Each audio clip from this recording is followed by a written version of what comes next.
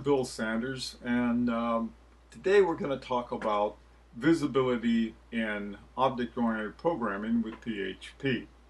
Visibility refers to the ability of one object to use properties and methods of another object. There are only three types of visibility. There's public, there's protected, and finally there's private. So there aren't a lot of things that you have to understand, but they turn out to be very important because they regulate and control how objects communicate with one another. And you have to sort of see yourself as a conductor or an orchestra leader to get all of these things working together. It's not difficult, not hard to understand, but it's important to understand. Okay, let's get going. The visibility in PHP refers to the access that different objects have to variables or properties and methods in different classes. It's something like scope, but not exactly the same. So let's take a look and try to answer the question, what is visibility? Now, in a PHP class, now again, you have to imagine you're in a class and you have a variable that belongs to the class, and that we refer to as a property.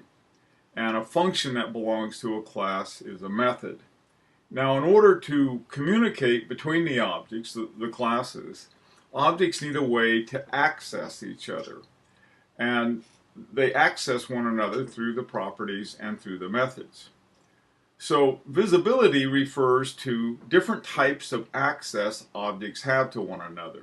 Now you may be wondering, well, why would you want to control that? Why not just have the same visibility so that all objects can talk to all other objects? Well, sometimes you don't want to, because some objects may be keeping track of one thing, and if they have access to another class, they may make some state change that you really don't want to have. So there's only three types. They're pretty easy to remember too.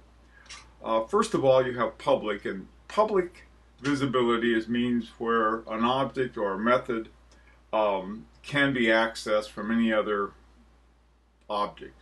And for an example, when you declare one, you put in the word public and then the name of the variable. This one is named easy.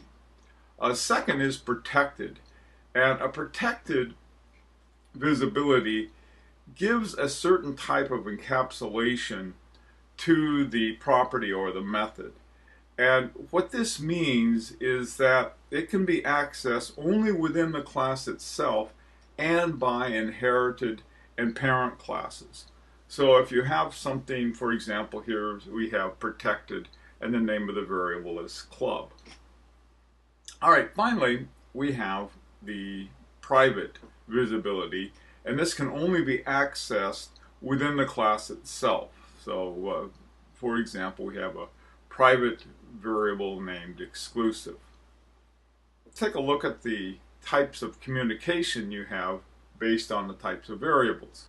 Here you have a public. When your visibility is public, you have we have two examples of a class named alpha and another one named beta.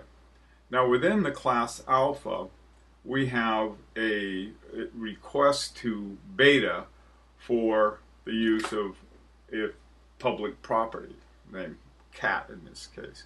And so the way we do it, we set up, we have a little variable named kit, and we have equal new beta. This is getting an instance of the class. And then we have a variable we call per, and it equals to, or the value assigned to it is kit, which is, remember, the object, and then a property of that object is cat. And then we can echo it out, and it'll show exactly whatever was in the property that was in the class beta. By the way, when even within your own class, even if it's public, whenever you reference a public, protected, or private variable within a class, once it's declared, you use the word this, the statement this before the variable name. It's the simplest type of communication between classes. One class requests the contents of a public property from another class. Next, we have what we'll call protected communication. And we have a class called fruit, and then we have a child class called apple.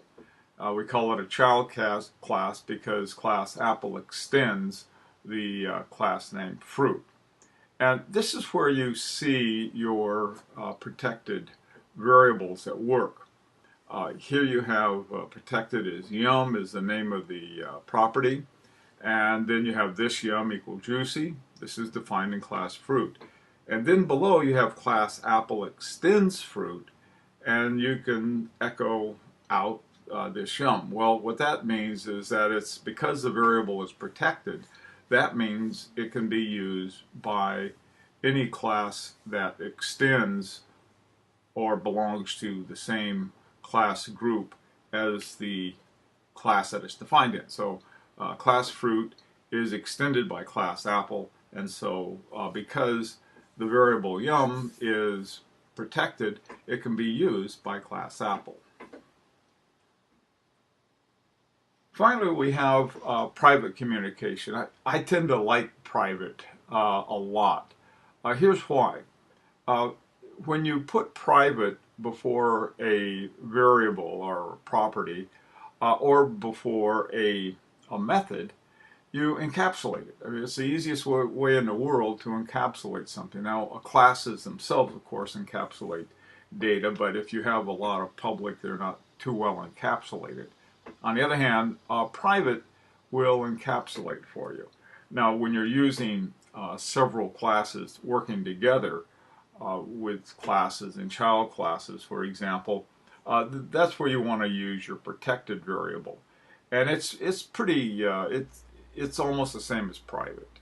But private can only be used in its class. And so class dogs has no access to the private property named catnip. So for example, if you try to access it, if you create a new instance of cats within the class dogs, or any other class for that matter, you cannot directly access a privately visible property.